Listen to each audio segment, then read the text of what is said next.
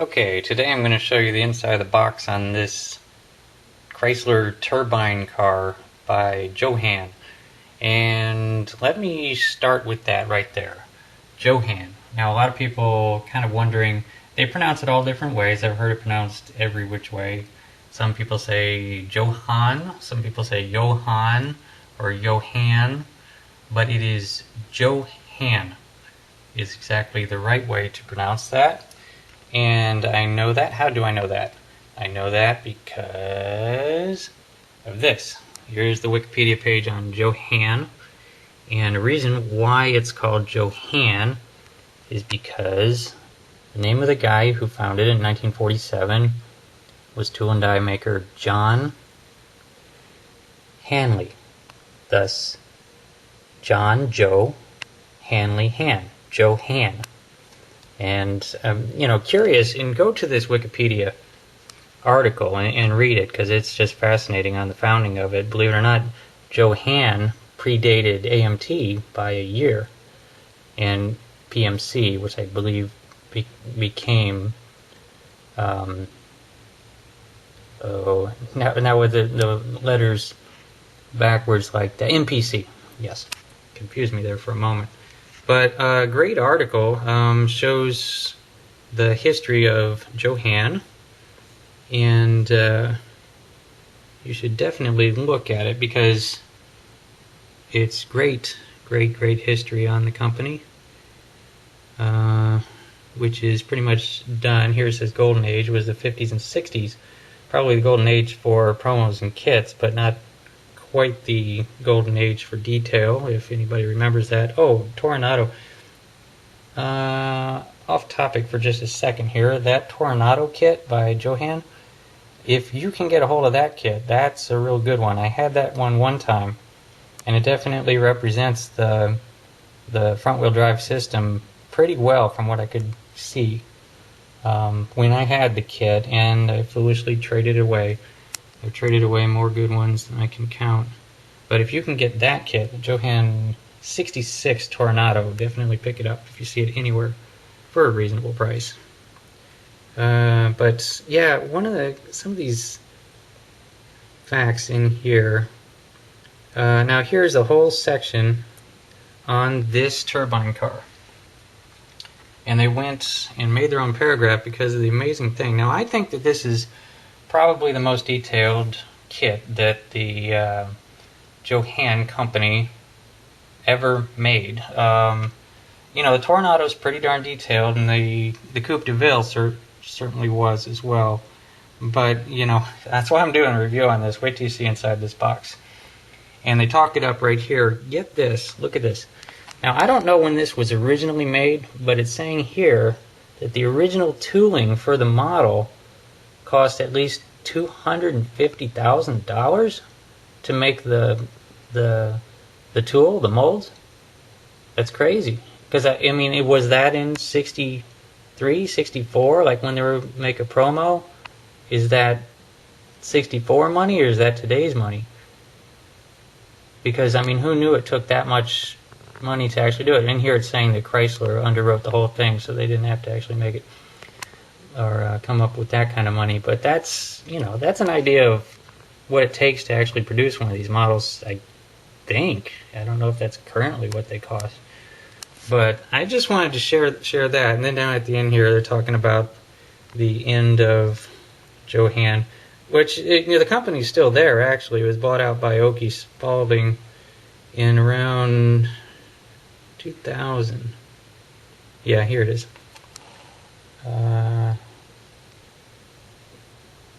Purchased Johan from a company called Seville by Oakey Spalding, and he made a go at it. If you remember some of these, he reproduced some of them in a curbside. Did the best he can, but he was kind of doing a one-man operation and still in business. You can try. Here it says at the end here, he sells everything through eModelers.com, but it says few models have been listed there. And from what I've heard on the side, I know some people that actually know Oakey, and it's not a good idea. to expect anything really to come out of that company, which is a shame because they were one of the best. And enough history on that. Let me get into this kit. Let's look at this box. Some amazing things about this kit. I'm just going to probably show you more on the side of the box than the... Well, I mean, eventually I'll get onto the inside. But this, everything opens, everything works, crazy stuff. The doors, of course, will be opening, and you know, there it lists everything. But you know, there's pictures I should show them. It's gonna steer. I don't know if it steers, but might be just posable. But I'll find out here in a second. Doors open, and in here we have folding seats. So, you know, that's pretty neat. You don't see that too often, although you do see that. But there's some things in this kit that you've never seen, and you're going to get a kick out of it. So let's look around to the back. Alright, here's some other things. Just saying an opening hood and opening trunk. So you don't have to cut anything out. You don't have to come up with hinges, whatever. It just goes together. Now here's one of the best parts about this kit and some of Johan's kits. This is something that they were doing. It's called a frame pack, and you'll see this in a second. Rather than just throwing everything together in a bag and having everything all rubbing up against each other, if you can see those little pillars that they have that are molded into, this is just a great idea, and every model company everywhere should do this, and I don't know why they don't. But what this does is it creates a frame where none of the parts are touching each other, and I'll show that in a second inside here. But why doesn't everybody do that? I don't even get it. But that's how they did it in this one. And this kit, I honestly don't know. I don't remember getting it.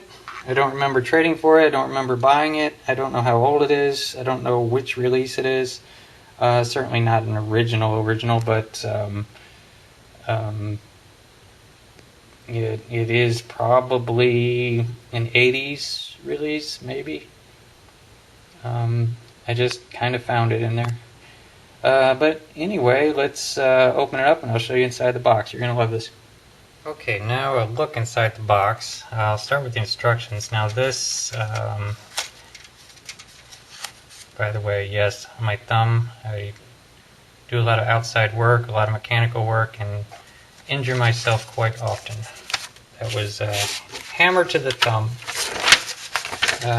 Yeah, you know, every kit has its drawbacks, and this one has, you know, these instructions are just lousy.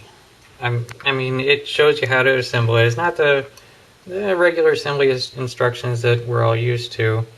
I think the kit, the original tool, the original molds, and the original instruction sheets are very old. I think they're from the 60s, and so it just looks like this. You don't have really step-by-step. You kind of have exploded diagrams, and you got to figure it out yourself. Luckily, we all know how cars go together, and we can figure it out.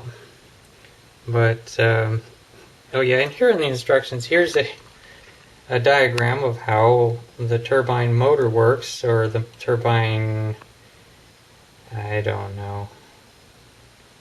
At the end of this video, I'll mention again something else that I saw on TV, actually on Hulu, from Leno's Garage. He bought the turbine car from Chrysler. I'll mention this again at the end, but there's a video that I'll post a link to that shows exactly how this whole thing works, as well as a good look at his turbine car. And then the back too. It's just exploded diagrams. You figure out how to put it all together. So not the best instruction sheet, but at least it has instructions. Now, like I was saying, look at that.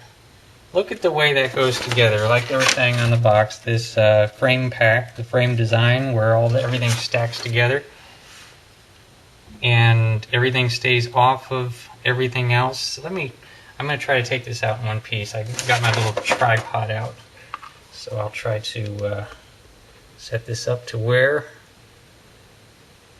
it's showing, and my guess is I'm going to be able to get that out in one piece. Let's see here. Maybe I will, maybe I won't.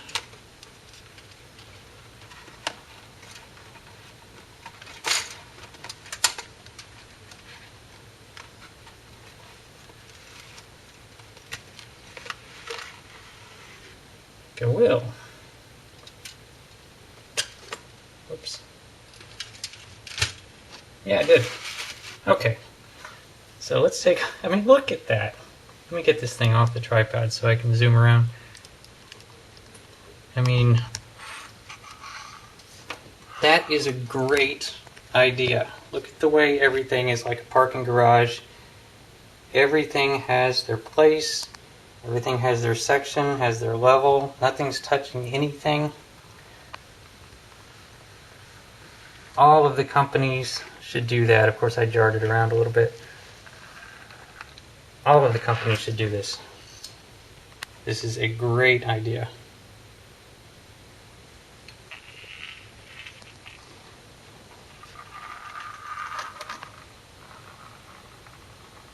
Just a great idea. Anyway, yeah, just looking at the way this thing goes together, this is phenomenal. This has its own little level. See the chrome parts. And look at the way things are, they have their own levels to go up and over something at exactly the right place. And here we have the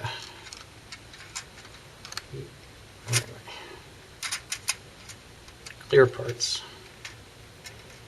You know, nothing's touching anything else except for the, ironically, the most important part that shouldn't touch anything is touching everything. The glass. And yeah, let me switch hands here. Now, take the levels off here, and then I'll start looking at some close-ups on some parts.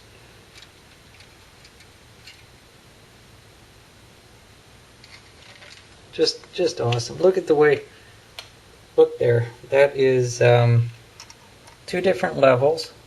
You got this level here, and you got the bodies separate. And that is where they needed to put the block on the tree, on this tree. And they knew that it was going to have to jump over the fenders, so that little part of the sprue goes up and over and into the trunk is where they're going to put the... It's just great. I mean, see that? Everything fits. I know I'm getting a little too excited about it, but it's neat. The body is right there, and then you're finally to the bottom. It's crazy. And why don't they all do it like that? They should all do it that way. Anyway. So I'll get to the individual pieces here now. Okay, let's start with the body here. As it said on the box, everything opens. The hood and trunk and doors. And like the fenders, the front fenders are separate pieces. So you have a lot of control about what's going on here without having to do all the custom cutting and everything like that. Look at that, even the door jamb has the stopper and the sill. There, you got your windshield wipers. In the engine compartment, who knows? On this car, everything is so different. What is going to go? There's going to be a lot of parts in here that I'm going to show, and I don't even know what they are, because I don't know how a turbine really works. But the top definitely has the grain simulated for the vinyl top. You can see there, along with the good engraving for foil. Could really be made into quite a good looking model. And there you got your Futura, I said Futura turbine script. And it's molded very well. You know, I don't know how old this is, but it's not a whole lot of flash. It's looking pretty good. And you know, that basically do it for the body. And we'll go on to the next sheet, part sheet. Okay, on to this sheet, the first sheet. Just going to I'm sorry, I'm looking at this and I should be looking at that. Okay, so here we got the fenders. Got these nice cutouts here for the little slats that go in the, and those are chrome pieces on the other sheet, which is of course, you know, and what I don't like about the box is that they show the back of the car instead of the front of the car, or the side, or something like that. So you can't see these front details, but that's where these chrome pieces go, and they look pretty good.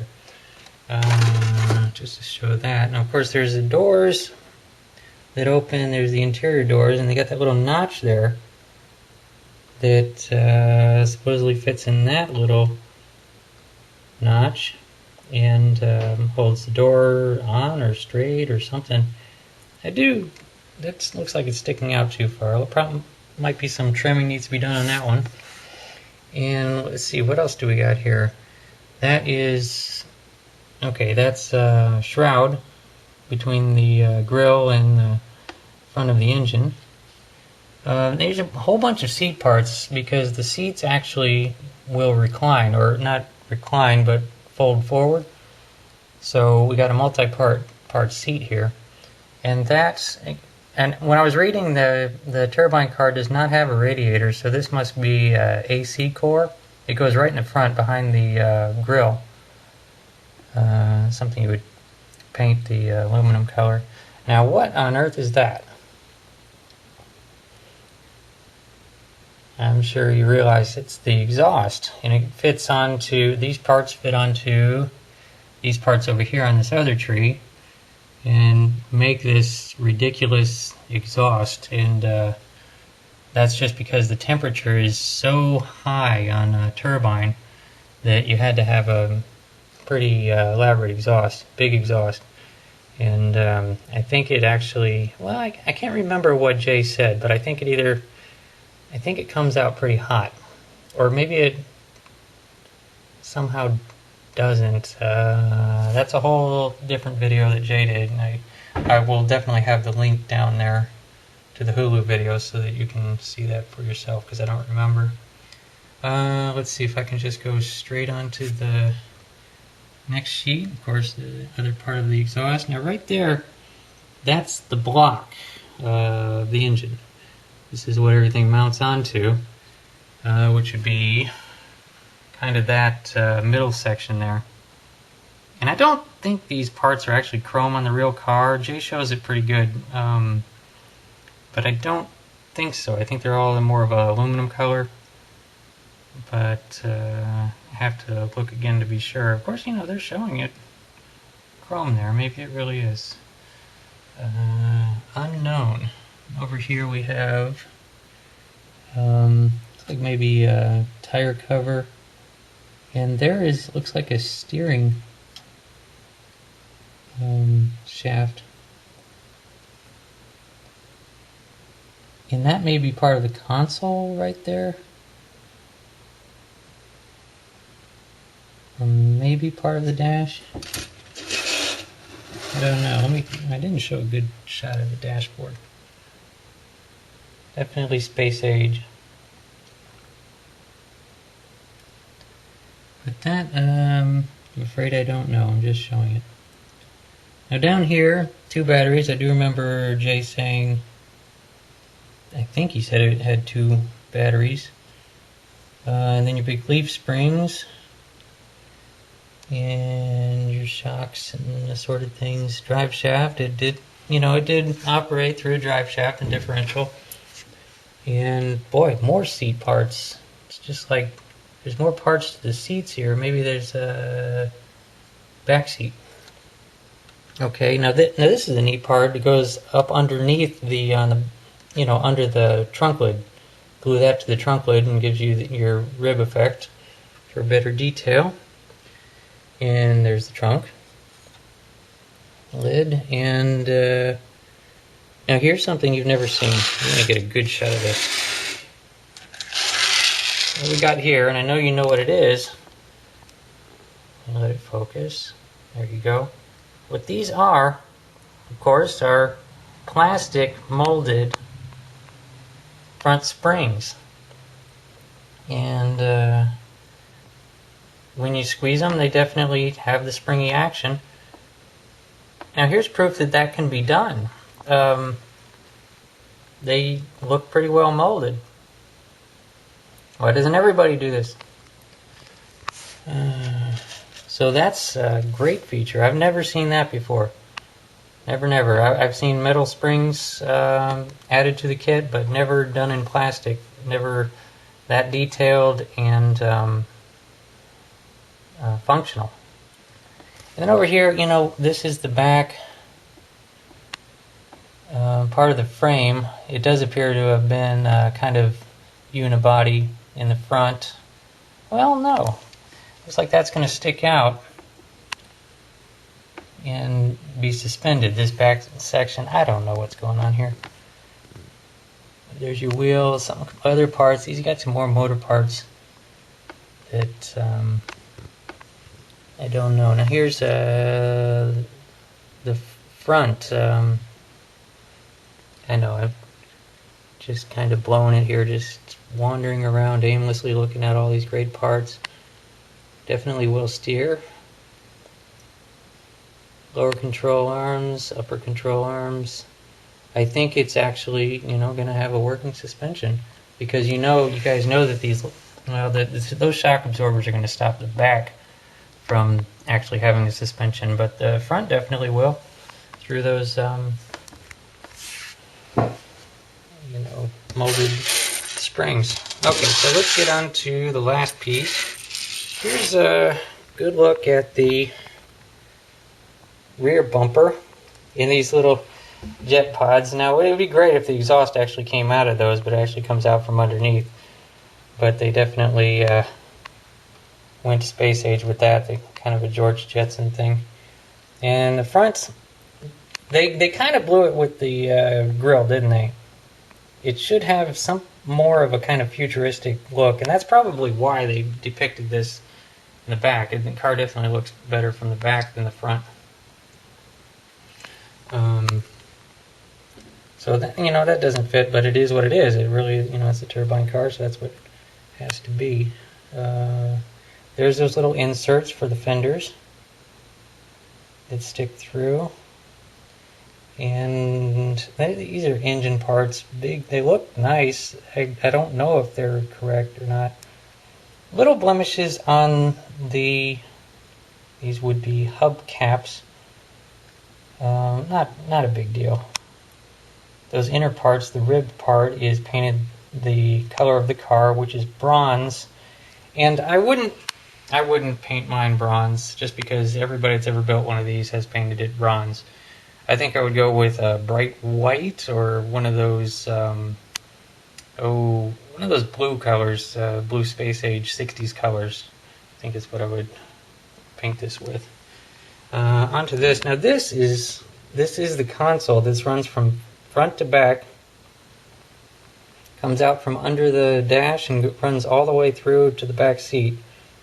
And I forget what I saw in the video. I don't think it provides any function whatsoever. It's not like the turbine's actually going through there, or the drive shaft is going through there or anything. It's just for decoration, just doing up the whole space age thing. These, I don't know what they are. I think they're part of the seats. More seat parts. And then all these engine parts, motor parts. What is all this stuff? Anyway, clearly would build into a great looking model. And just wanted to share this amazing thing. It's going to be a great kit. Oh, it has the white walls already molded into the tires, so you're good to go there. And you got your red taillight parts and your glass, which are just very basic. But that's it in a nutshell. I'll make sure that I post the link to the Leno's Garage video, because you should definitely watch that one right after this one. Because now this kit, of course, you can't. It's not under current production, and I do reviews on kits that are out of production. In this particular case, the company's pretty much out of business. But the thing is about it, why I do that is because you can still get these. It's right there on eBay. These aren't very expensive because they were mass produced in such gigantic quantities that you could probably get this for $20. And eBay is honestly just like any hobby shop, online hobby shop. They take credit cards and everything. So if you're shopping on online hobby shops, it would be just the same to shop on eBay. I know a lot of you do, but that's why I do reviews on these kits, because they absolutely are still available. And I just wanted to show exactly what's inside of this kit, because I'm sure everybody would want one of these. So that will just about do it for now. I'm sure I forgot something, but that's got to be it. Thanks for watching.